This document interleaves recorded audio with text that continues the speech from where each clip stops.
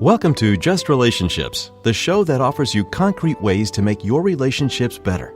Whether it's your boss, your spouse, your children, or your friends, the quality of your relationships in life directly affects how you feel about yourself and the success you achieve. Your host, Dr. Duffy Spencer, a psychotherapist, telecoach, author, and seminar leader, will interview top experts to help you learn to manage this essential part of your life. And now, here's your host, Dr. Duffy Spencer.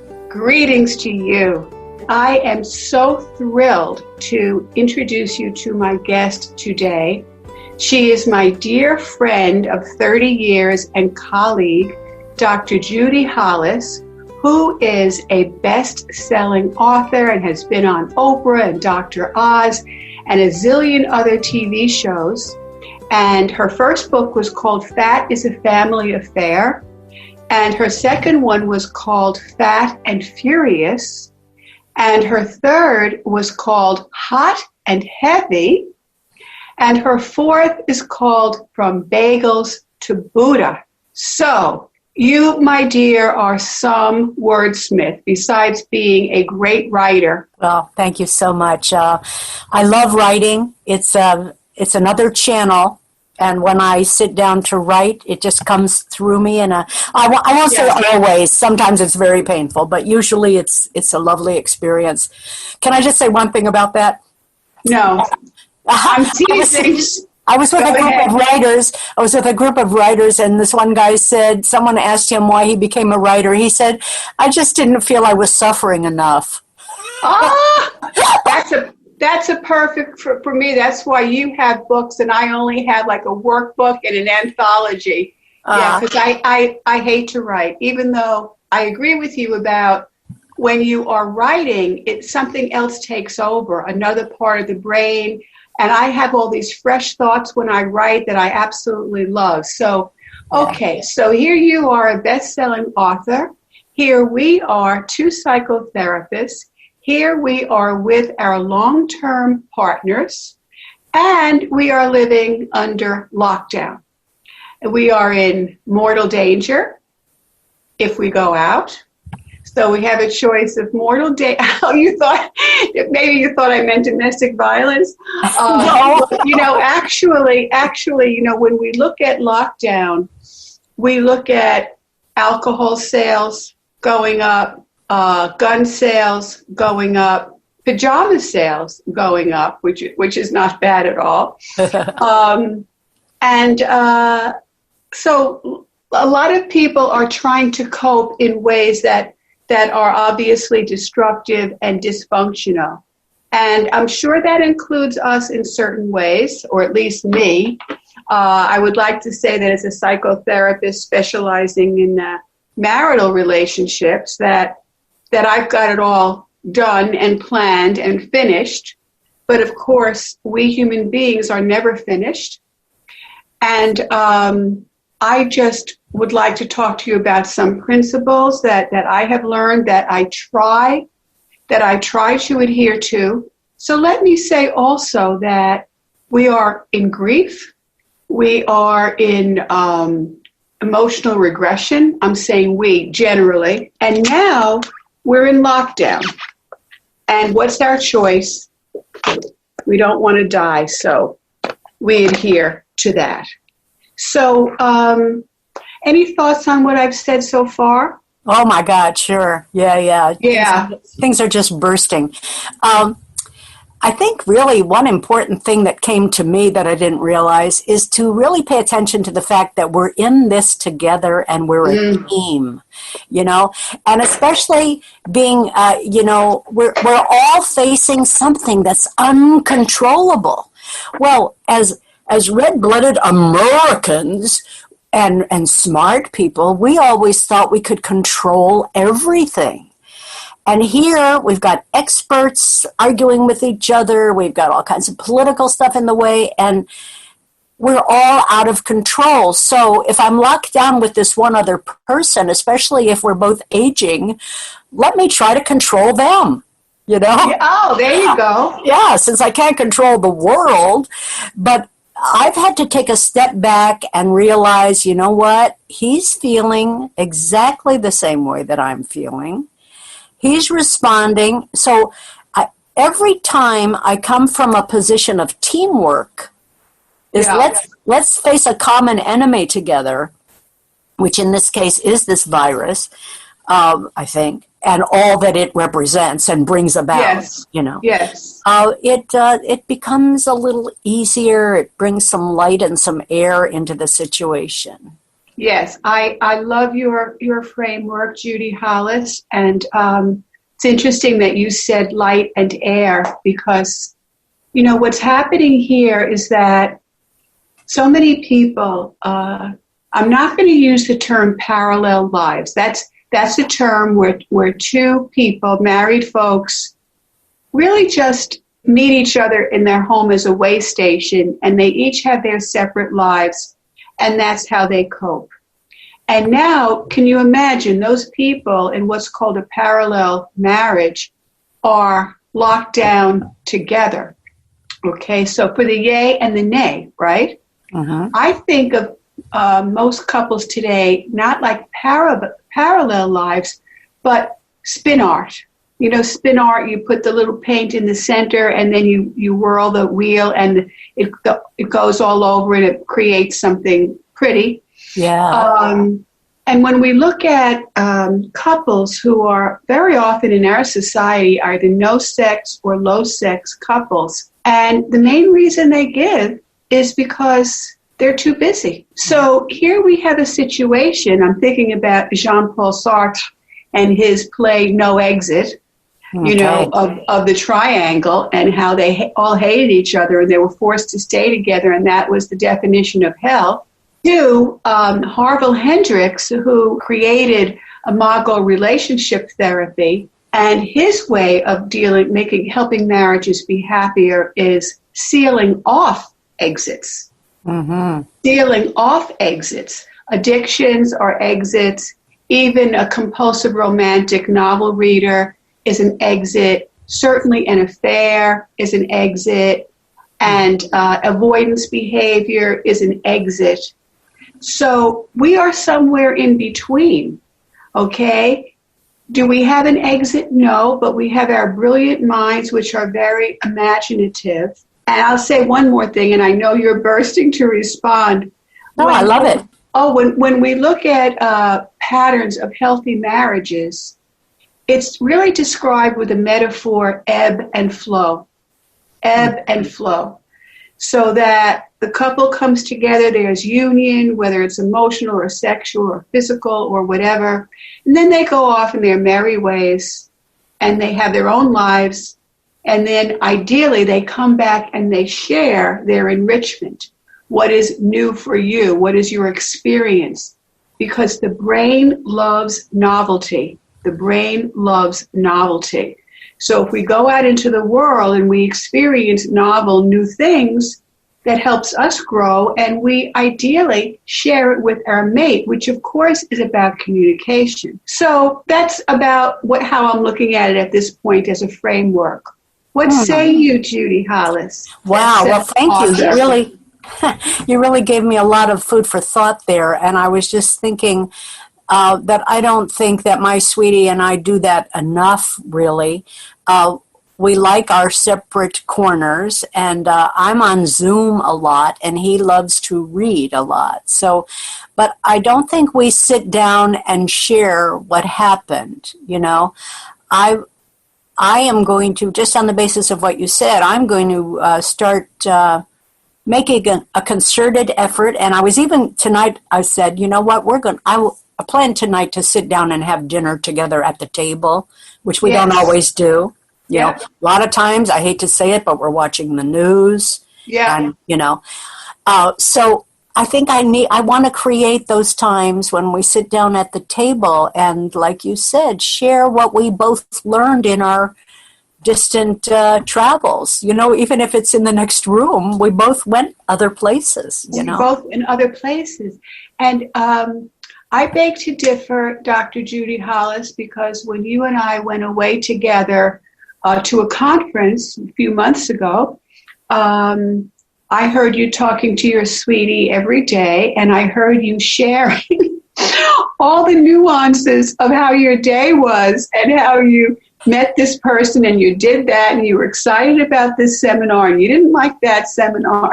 Oh, really? And I have to tell you, I was so impressed because I haven't gone into that much detail with my husband. But, since then, I did start getting more in the habit of giving him that kind of detail. Uh-huh. So I think it's great. You may be underestimating yourself. Okay, well, I'll be your role model then. What did I know? Yes. So you're my role model in many, many ways, Dr. Judi Hollis. Thank you. So I'm just thinking about, how cosmopolitan our society is, especially, we urbanites. And, we bi-coastal people. And by the way, Judi Hollis is recording from Palm Springs, California. Yeah. And I am in my home in Westbury, New York, because our wonderful station manager, Sean Novat, is so creative and ingenious during this COVID crisis that he's launching the whole radio show from his home. And I just think it's incredibly wonderful. I admire technical people. I will never be technical. I give up on that. So Zoom has connected us. And even though you've been on Just Relationships a number of times, this is the first time we get to see each other on Zoom. Of course, right. Our radio audience doesn't see us, but we see each other. Oh, my God. It's incredible. It's incredible.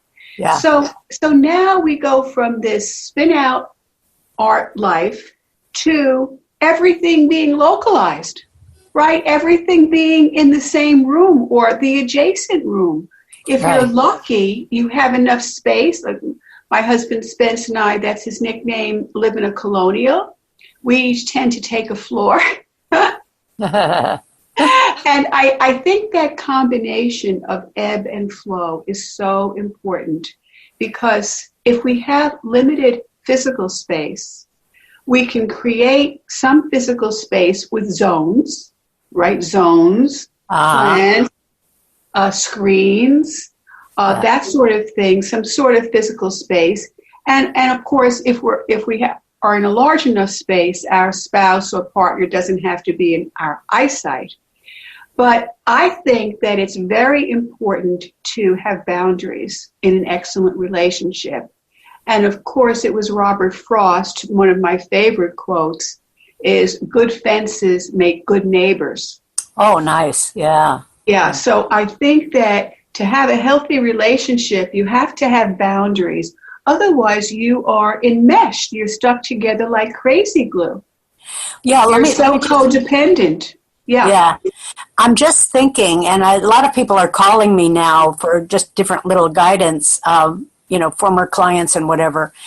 And I think that issue of boundaries and separation is really, really just exploding. And let's face it, most of us came from very enmeshed families. I know I did. And I did. Yeah, the one issue that I'm constantly dealing with is that's his side of the street and here's my side of the street.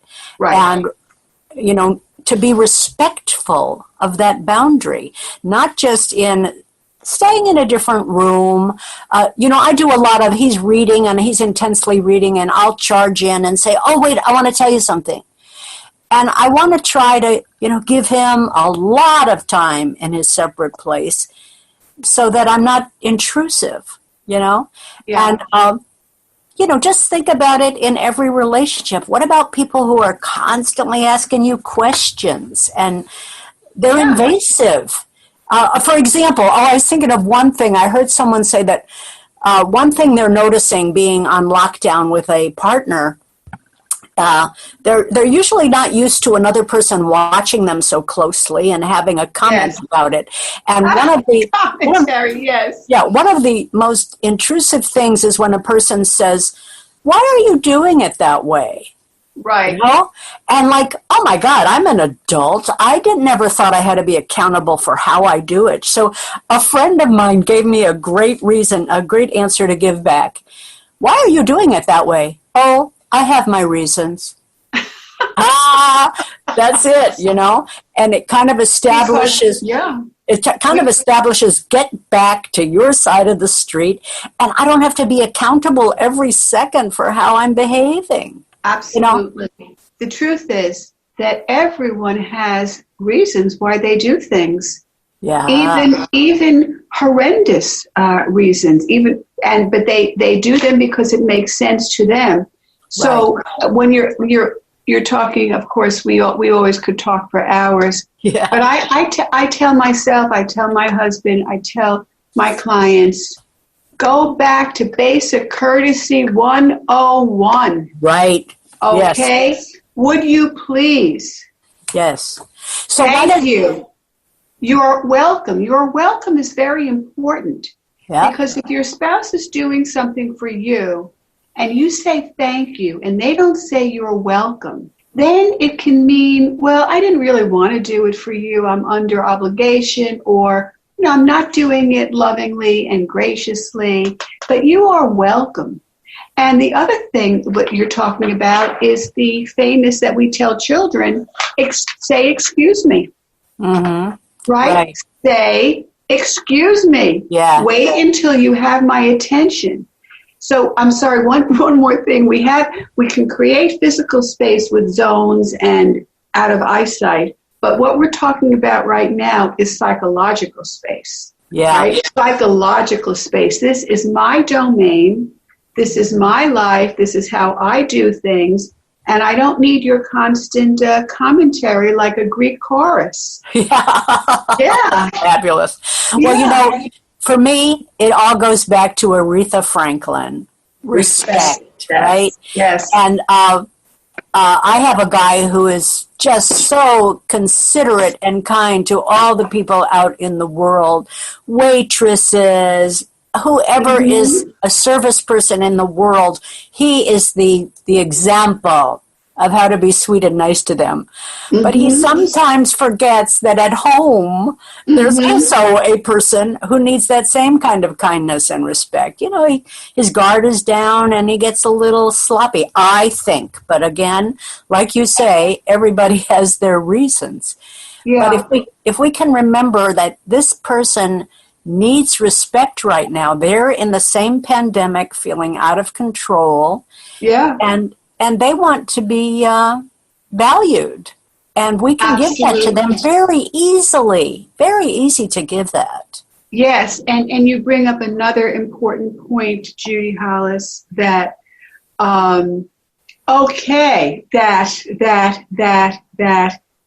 yes, the idea of public life versus private life. And that's what so many people believe and do, that, my home is my castle, and I can do what I want in my castle. I can let my hair down. And it is really in our most intimate relationships that we have to stay present and pull up our skills. And if we get triggered, as we all do, and, that amygdala goes off in our primitive brain, and we're going to fight or flee, to give pause, to tell our bodies there's no saber-toothed tiger here. This is just your spouse asking you why you're doing something. Right? And to take that pause. Right. Because the old brain takes in information 10 times faster than the new brain, than the neocortex. And because it's our instant alarm system, and right away it signals threat, and our bodies don't know the difference between our spouse's crooked eyebrow and the saber-toothed tiger. So we have to really let our body know that we're safe. It's okay, and we do that through deep breathing, through pausing, and then we speak. If we can speak from the self-disclosing I statement, which is a whole other topic, because most people are not emotionally literate, and we're so used to protecting and defending ourselves, for keeping ourselves from being hurt, that we don't allow that out. That's why one of my mentors, don't know her, Brene Brown, talking on vulnerability. So it's a lot to do with vulnerability. So, tell me your take on all of this, Dr. Judi Hollis. Well, I was just thinking as you were talking that let us not forget that we are in a pandemic. We are in a major crisis of the century. We are living through this. It will end. Our lives will go back to some similarities and in many ways be totally changed. And the fact is that no matter how hard we try, yes, breathing helps, yoga helps, it all helps. Our bodies are right now in that state of fight.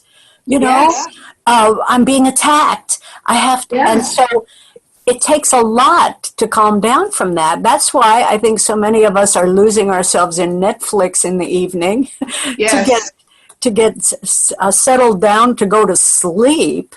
And so we have to realize that the other guy is carrying a spear, really. You know, we're both carrying our spears. Oh, I love the metaphor, yes. Yeah. And so the best way to disarm that, but just to realize, I know how, is to both turn our spears toward the outside instead of at each other. Right? Got it. And we do that. We get into political discussions and say, oh my God. And that's one way of letting off steam, letting off fight steam, you know. Right. You and me against the world, baby. Exactly. Yeah. And it's very important for your relationship. Don't let having this common enemy divide you. Let it unite you. You know, like very the Chinese. Important. Yeah. Right. Yeah, you know, like I the great novel that opens, it was the worst of times. It was the best of times. Tale of Two Cities, Right. So we have our chance to make this the best of times for our relationship. Really? Yes. Yes, we do. And I'm thinking of the French term, folie à deux. Crazy two. Folie, crazy, deux, two. That these two people are so crazy, you know, they are so focused in on each other, and they're so insular, and it is our relationship with the world, right, with the wider world. And so how can we maintain the connection we need with each other, with our friends? This plague, you know, unlike 1917, so-called Spanish flu, we have social media and we have the ability to stay connected. So then when we look at connection, I have to say that very often introverts and extroverts get married. Right. Yeah. Right? So my introverted friends are so happy with this lockdown. They could care less. They just are happy to be in their homes, not having to go anywhere, doing their thing. And I am an extrovert and you are an extrovert, and here we extroverts are constantly on Zoom meetings making connections. Right? Really Yeah, and also then you have to take that to all of these issues about should we invite people over? Should we go over to the in-laws? Oh, yeah. All of those kind of picnic issues come up, and we have to there plug in respect again. Number one, one person may be more compromised than the other, so they don't want to be too risky. The other is they're an introvert, like you say, they don't care all that much. How important is it to that extrovert that I must go to the picnic, I must go see so-and-so? And all of these things need negotiation, and there needs to be respect. I think, I read this somewhere, there has to be respect for the person who feels most at risk. You know, and it could even mean going separately. But then again, you're bringing something back home. You know, it's not as easy. So, all of these negotiations, again, respect. And then people listen to different news, and they're getting different reports about the level of risk. Because I am an older person, I think it's all risk, thank you very much. And I'm not minding staying at home most of the time. I really I have my projects, but like you say, I reach out through my Zoom workshops. Yes, our news is extraordinarily siloed, so that we have literally have completely different perspectives and different versions of the truth. And this brings me to one point that I make with my couples all the time, is the difference between validating someone and agreeing with them. And most people confuse the two. So if we disagree with someone, we tend to invalidate them rather than say, I don't agree with you, but I can understand how you see it that way. Because as you said earlier, reasons. We all have reasons why we do what we do. And all we want to do is understand our partner's perspective. And we never have to agree with it. Never. Okay, yeah. But again, there is a constant invalidation that couples do. You know, the number one horseman of the apocalypse, according to John Gottman, is contempt. You know, the opposite of respect. I have contempt for you. I disagree with you, and you're not as smart as me, and your thinking is not as good as mine. And so just, you know, add that to the list of courtesy, right? Say, excuse me, and say, yeah, I can understand how you would see it that way, or I'm not quite sure how you see it that way. Can you tell me more? And then, you know, by the way, I don't see it that way, but I can understand how you do. What do you think about that? Yeah. I think that's really beautiful. I'm sorry, though, I wanted to sneak in there. Oh, no, go ahead. No, I wanted to sneak in there. I'm not contemptuous. He is. Right? I don't behave that way. But then I was thinking about this thing, and that is think about how you explain the situation to other people. Whether you're explaining it to a therapist or a friend, and you know, you and I talk a lot when we're in the mud of some of these things. And I'm trying to dial back even the way I tell you the story about him, you know? Yeah. That my gossiping about him in a disrespectful way feeds in to my contemptuous superior. I case it in all kinds of wonderful, great psychological terms. But that's what I'm doing. And on that note, we have to close, but I will tell you there's a term for that called confirmation bias. Confirmation bias, that we always we look for evidence of what makes us right, and we discard evidence that disagrees with our favorite pet theory. Oh, my goodness. And I want to end on the note of gossip and how it can be worse to talk to a friend in a certain way. There's another term for that. You know me. You're a wordsmith in some ways. I'm a wordsmith in others. Yeah. It's called merged support, which is not true support. It's like, you're right. He is a creep. You know, you're right. He is a creep. And that's not helpful. And everyone, if you are on pins and needles waiting for the next sentence from Dr. Judi Hollis, you have to wait for a week because we are doing part 1 of a 2-part series. So please stay tuned in, and we are WHPC 90.3 FM, Just Relationships.